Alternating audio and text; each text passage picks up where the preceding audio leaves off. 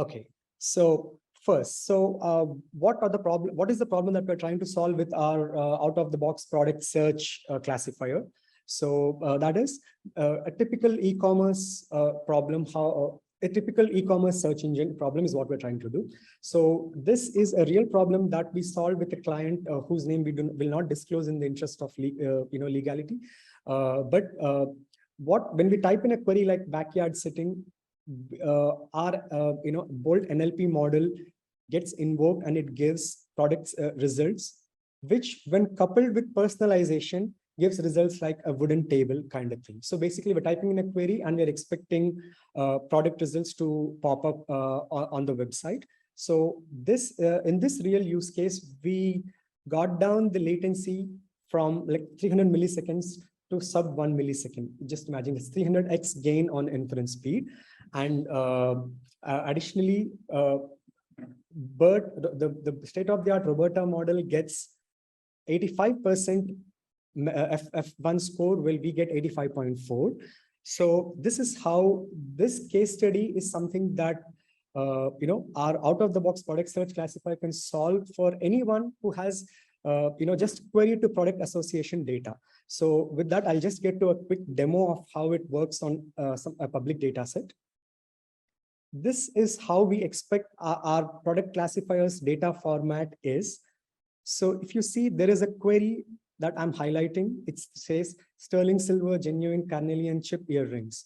So for this particular query, these are the 3 product IDs that are relevant.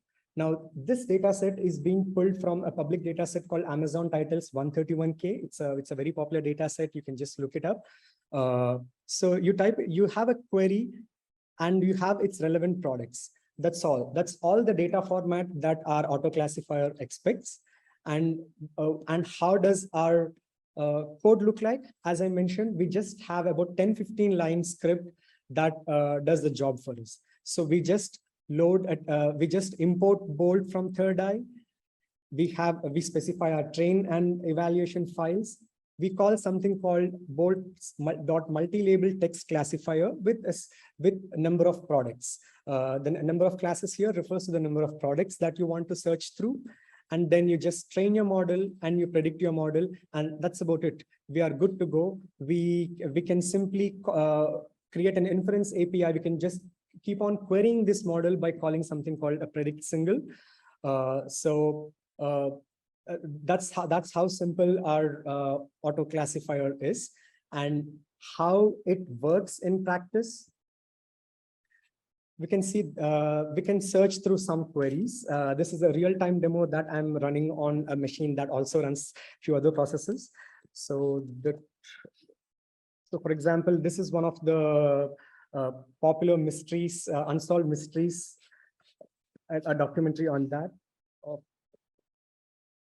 You can see that when I searched for a Black Dahlia murder with a spelling mistake, by the way, it gives me first the right result. It gives me a Black Dahlia murder. Additionally, it also gives me results corresponding to Texas cadet murders and sins of the fathers, which also corresponds to all crime-related stuff.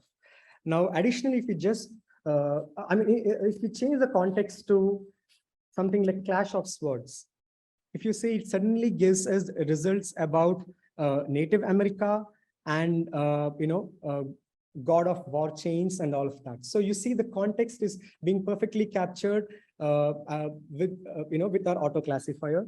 And then we have, let's say we have Little Red Riding Hood. You see, we get Little Red Riding Hood and all the related products here. So this is how simple our auto classifier of product recommendation works.